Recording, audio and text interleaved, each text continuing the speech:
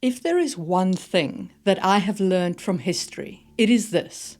Humans will find a way to connect with each other. Cultures will find a way to trade. But what if your countries are separated by a vast ocean? How would those cultures find each other? When would they find each other? Would you need the technology level of the age of sail in order for them to discover each other and start trading? Or would it be possible with less advanced vessels? That is the topic of my video today. Ocean trade routes, how they are established, and what it offers you as a fantasy world builder. Welcome to another episode of Just in Time Worlds with your host, Marie Mullaney. If you like this kind of video and you'd like to support me in making more of these, you can hit my Ko-fi page or buy my books, both linked down below. Okay, let's get cracking. Where do ocean trade routes start? Well, obviously, your first oceanic trade routes are not actually going to be crossing the ocean blue, as it were. It is quite likely that they will start as small trade routes. Indeed, in our world, you can see that with the Phoenician trade routes that started around the Mediterranean Sea, going from coastal city to coastal city.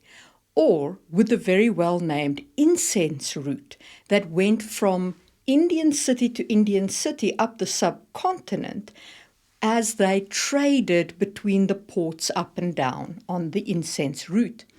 Indeed, Alexander, when he conquered Egypt, built the port city of Alexandria, and from there they could trade with the incense route linking up across either the land bridge, or there is some evidence that they'd actually dug a canal a long time before we had the technology to replicate that with the Suez Canal. So when you start building your oceanic trade routes, start with where is your port cities that are naturally going to trade with each other.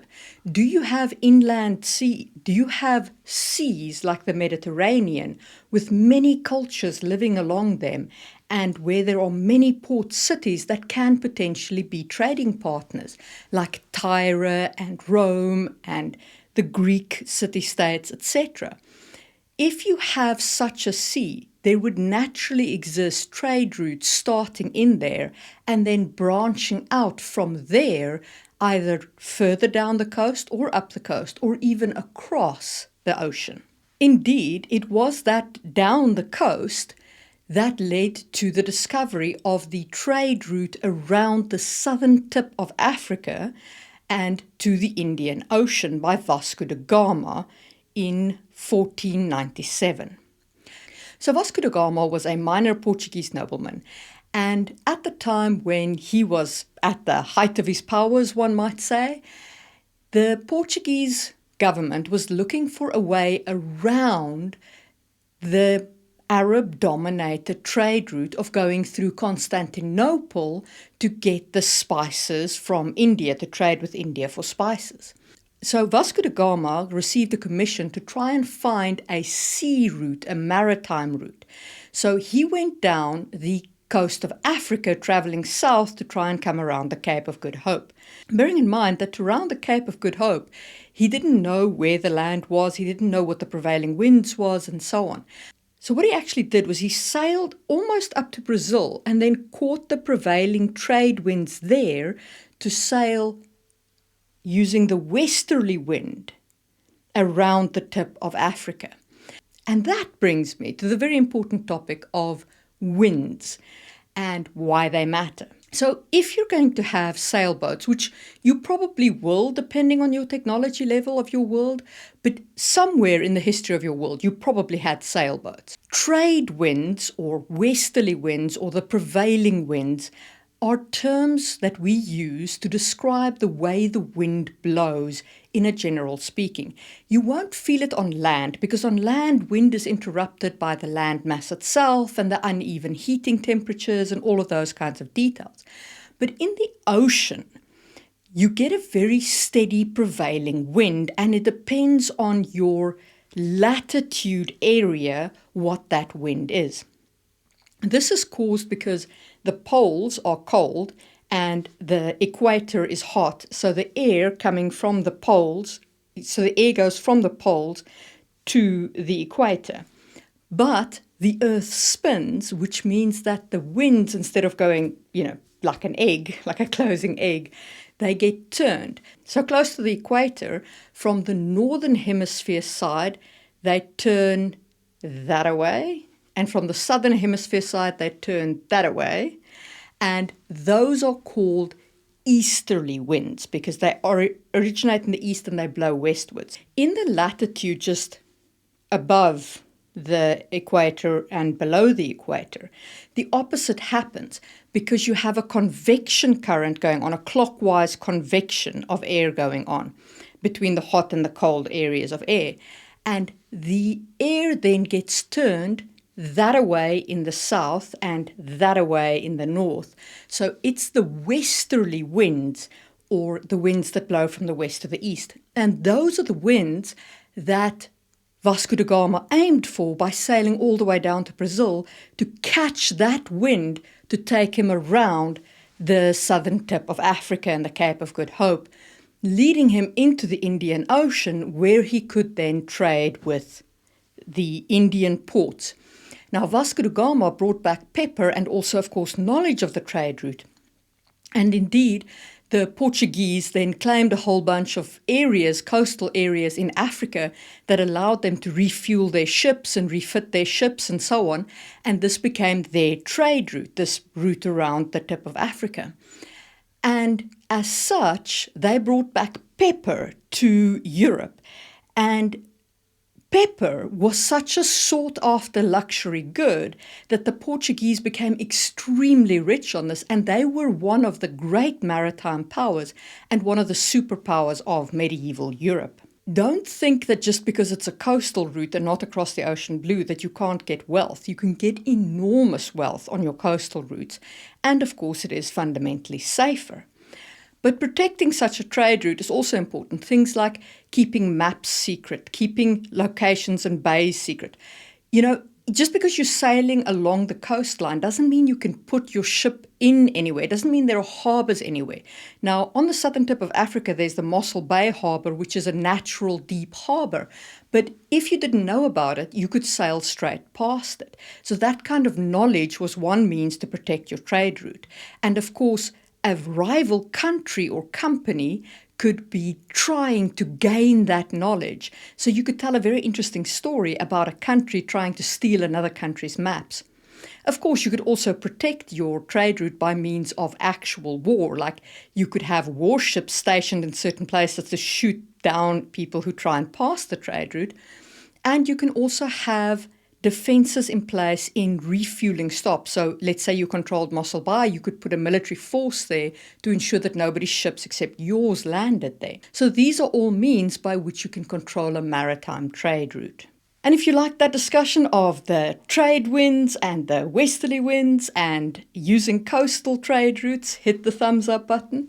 And let's talk about the vast ocean blue.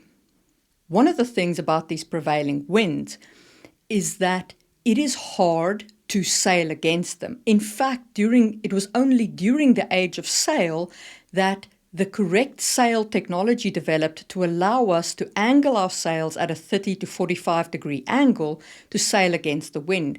And even then, it was extremely slow going, and a trade route would take the longer route, and a trade route would therefore take the longer route because it would be faster sailing with the wind than tacking against the wind, even if it is a shorter route. That doesn't mean you have to wait for the age of sail in order to have exploratory voyages. A fact that was definitively proved by Thor Heyerdahl and the Kon-tiki expedition. So the Kon-tiki expedition was in the middle of the century, and Thor Heyerdahl was a Norwegian adventurer. And he put together a small expedition to take a balsa raft and see if he could travel from South America to the Polynesians. And he did it. He built his balsa raft from balsa wood using hemp rope, not steel rope. They had bamboo sails like they would have had before that, so not cloth sails, not woven sails, sails made from bamboo. They used no metal. And they literally just let the raft drift on the current and using the winds. Now, they did encounter some serious setbacks. There was one storm that almost sunk the raft, and they had to make repairs in the middle of the storm to try and keep everything together. But they could do that because all they needed was more rope and some more of the balsa logs. They also encountered rogue waves. So rogue waves are waves which appear in the ocean and they just kind of travel. And Thor described that there were 3 of these following each other during this encounter with a rogue wave. And then, of course, there are actual sea creatures. So the sea creatures were obviously not intimidated by this balsa raft at all. So they had whales visiting them, they had sharks visiting them, and once or twice they were quite afraid for their life, given the monsters of the deep. But none of them were actually attacked and they made it through.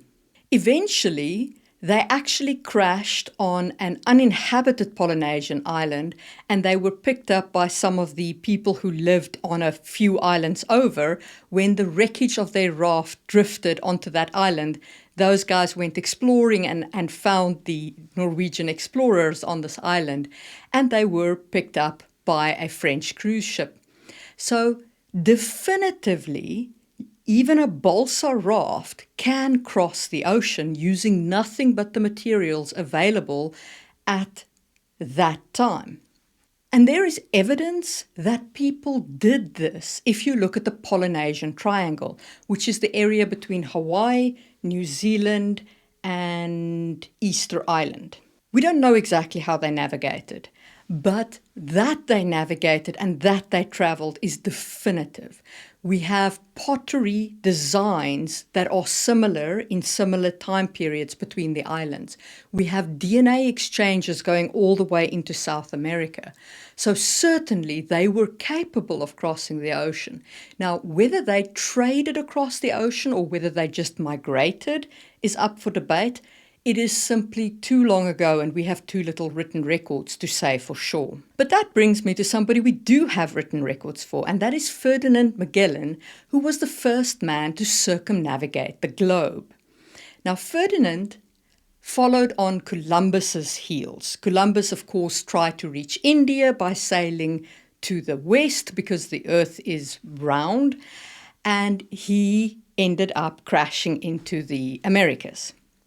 But Magellan figured, well, it's got to be there, right? There has to be a way past South America. And indeed, that is what he did. He went round the southern tip of South America. Now, this was one heck of a hazardous voyage.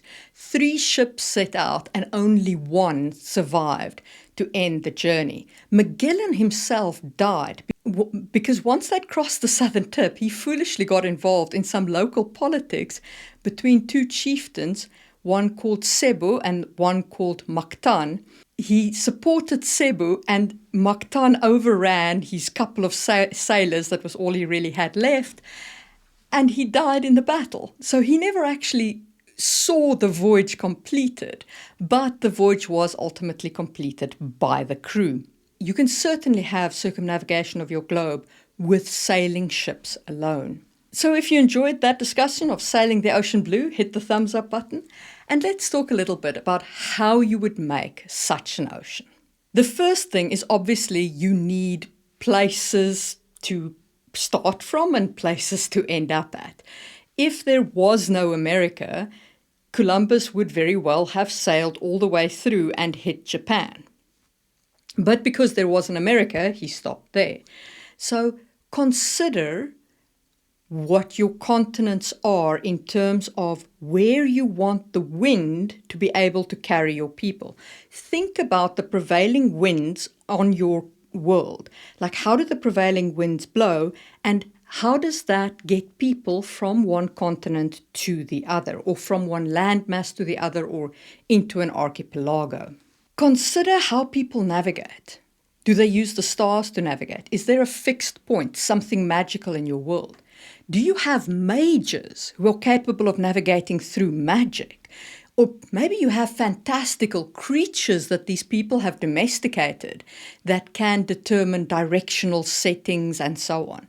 So it is worth considering navigation and how you handle that, which of course I also spoke about in my seafaring communities. You are going to need trade items on both sides of that route. So what resources do people have on the one end? What resources do they have on the other? And what can they share? And then, of course, you need to think about what hazards exist on these routes.